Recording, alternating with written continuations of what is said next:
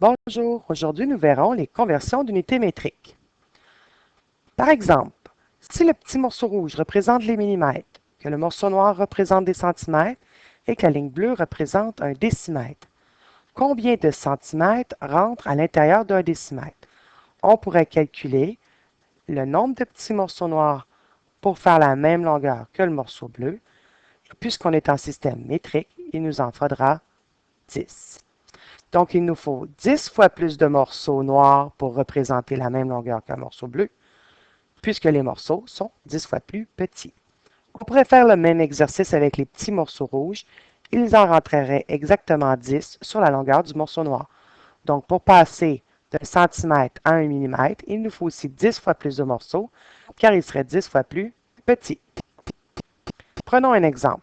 8 mètres que l'on doit mettre en décimètres.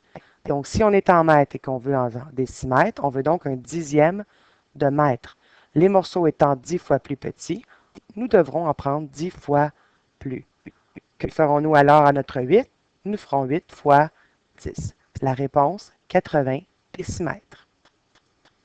Si on veut convertir des mètres en centimètres, centi veut dire un centième de mètre. Donc, 10 fois plus de morceaux, 10 fois plus petit. Une première fois, on le mettra en décimètres. Une seconde fois, on ira en centimètres. Donc, je devrais faire fois 10 à deux reprises. Le premier fois 10, je vais pouvoir prendre la virgule et la déplacer d'un bond vers la droite. Et le deuxième, je ferai un second bond, ce qui va donc nous donner la réponse de 864 centimètres. Si on décide de mettre des mètres en millimètres, millimètre, c'est un millième de mètre.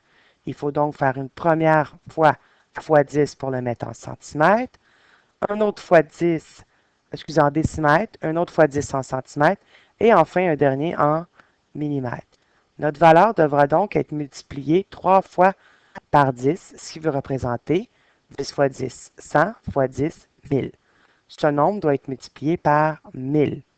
La réponse devra donc donner 193 200 parce que le premier fois 10 déplace la virgule ici, ensuite ici, et le troisième à la fin du nombre, et on l'enlève car la virgule ne servirait à rien. Si on a des mètres et qu'on les veut en décimètres, on a dit tantôt qu'il fallait faire fois 10.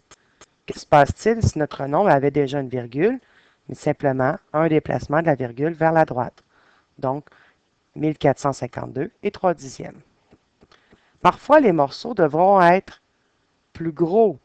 Donc, des kilomètres, c'est beaucoup plus gros que des décimètres. Donc, on va en avoir besoin de moins parce que les morceaux vont être plus gros. Donc, si je suis en décimètres et que je veux aller en kilomètres, il faudra que je fasse un premier fois 10, un second, un troisième et enfin un quatrième. Il faudra donc déplacer notre virgule de 4 positions vers la gauche. La virgule étant présentement placée ici, pour l'avoir en kilomètres, je devrais donc la déplacer de 4 positions, qui nous donnera 12 et 9876 10 millièmes de kilomètre. Enfin, si je suis en décamètres pour aller en kilomètres, je devrais donc déplacer une première fois par 10, par la gauche, donc divisé par 10, et une seconde fois. La virgule va donc se déplacer de 2 bonds vers la gauche, comme nous l'avons déplacé dans le tableau.